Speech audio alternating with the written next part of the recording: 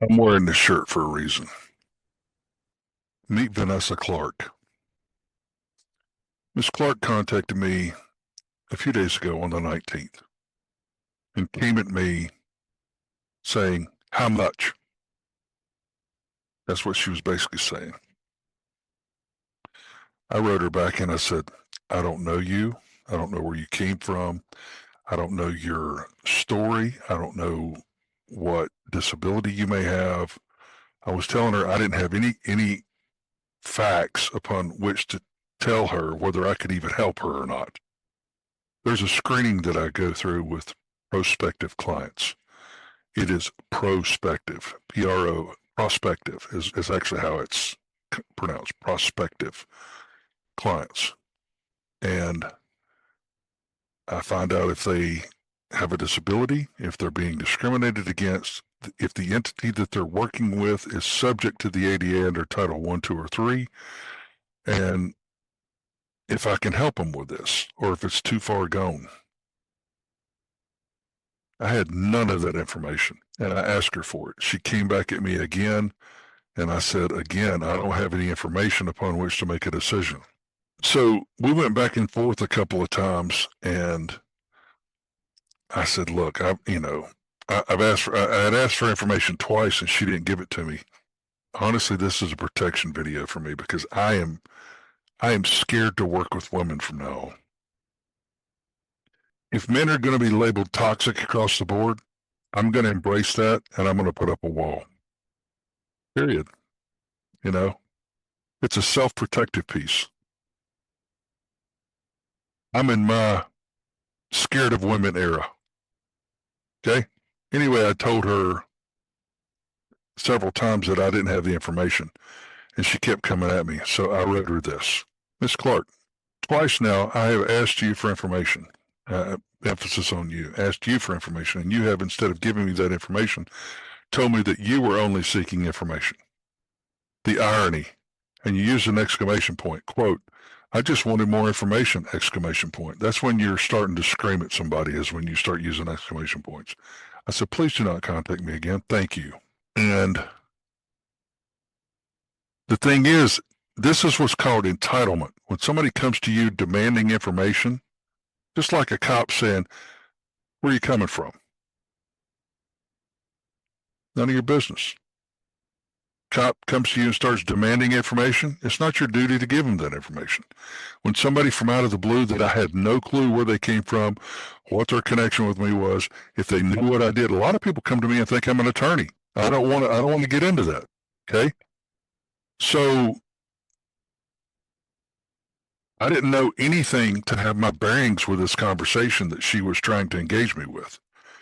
And I kept trying to get that information. And instead of giving me that information, she kept coming at me strong for information. She was coming at me hard.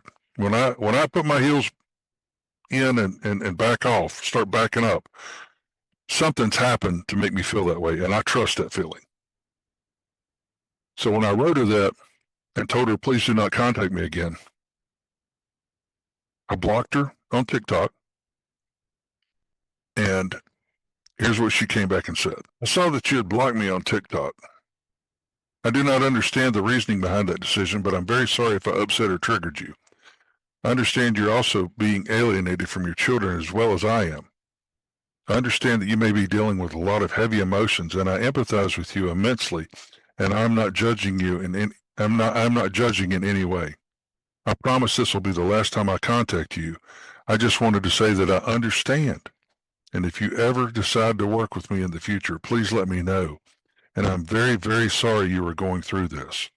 Thank you, and I hope things get better for you." Wow, that was really kind of her, wasn't it? Except it was bullshit. She writes me back 3 more times on that day, and then she contacts a couple of people that I know on TikTok. I'm not going to call their names because I'm not dragging them into this. They know who they are because they let me know. But the gist of it was that she was trying to get them to get me to work with her, which wasn't going to happen.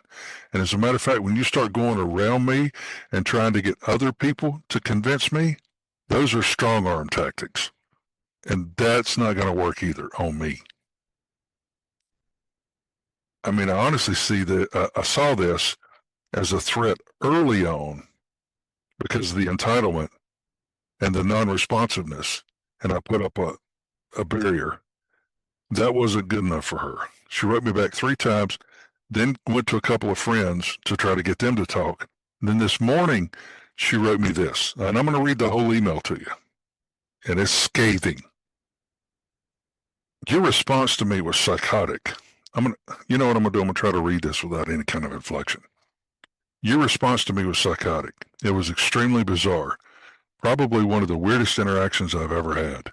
You are one very strange, angry man, and you have zero self-awareness of your own behavior and how you treat others. You are sick, very sick. After seeing all of your videos and after my very negative, bizarre experience with you, I conclude your story of being some kind of victim being alienated from your children is absolute bullshit. I think you're nothing but a liar, and you seem like the narc. You emotionally abused and neglected your children their entire lives and even admitted to it publicly. You are a severely mentally ill man, and you are living out the consequences of your own actions. You are not a victim, and you never, ever will be. You use your disability to avoid and escape accountability and blame your wife for losing your children when they likely made that decision themselves. You refuse to help yourself. I have no empathy and no sympathy for you. You are disgusting and disingenuous. Your children deserve better. The fact that you couldn't even change for the sake of your children, tell me exactly, tell me, tell me, should be tells me exactly who you are as a parent, and I will never respect you or want to work with someone that abused his own children or treats his prospective clients the way you do. You need help. Peace, son. Keep in mind that I have not talked to this woman since she said she wasn't going to talk to me again, sent me 3 more emails. I mean, I didn't talk to her after the 3 emails. And after she approached the friends, I talked to the friends, but not to her. And I haven't communicated with her since. So when I get this email this morning, I'm guessing it was based on our discussion on the 19th. And I mean, the last thing I said to her was, please do not contact me again. That's the last thing I showed you the last email that I had. I wasn't calling her any names, no ad hominem attacks, just stated very plainly, I've asked you twice for information. You're not giving me information, even though you're using exclamation points against me. Please do not contact me again. Then she writes me this morning. So it went from I have empathy for you to I have no empathy or sympathy. And now I'm a crazy guy. And I've admitted that I failed my children many times. You know it. I see it. I see where it happened, how it happened. I don't need somebody to tell me that. But I do also see that my ex played a part in this. And I have verified that numerous times through my own activities. I'm not here to crucify my ex.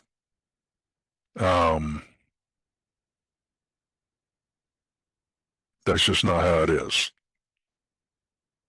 But me admitting to abusing my children, no, I've not done that.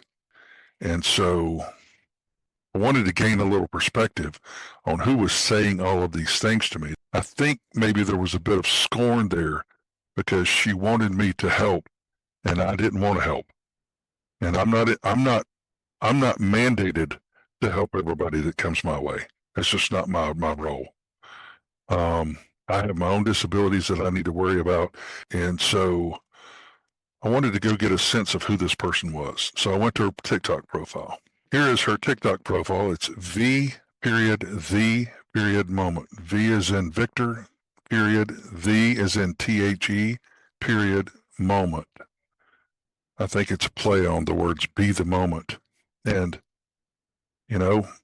this looks like a woman who um, may have some concerns for me.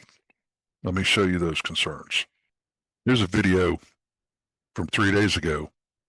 It says, anyone who has ever survived a narcissist knows exactly who this man is. This is a picture of Patrick Clancy. And when I saw this, I thought, okay, there are some preconceived notions here that I can't reach. I mean, Lindsay Clancy has admitted to what she did. Her lawyer has admitted to what she did in open court. He hasn't tried to attack them. He hasn't tried to paint them as the perpetrator. And the prosecution hasn't tried to paint them as the perpetrator.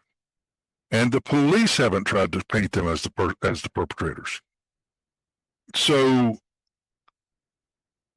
and there's a huge movement right now of women coming forth and siding with Lindsay Clancy, which for me is problematic and circles into this whole decision I've made of I'm not working with women anymore.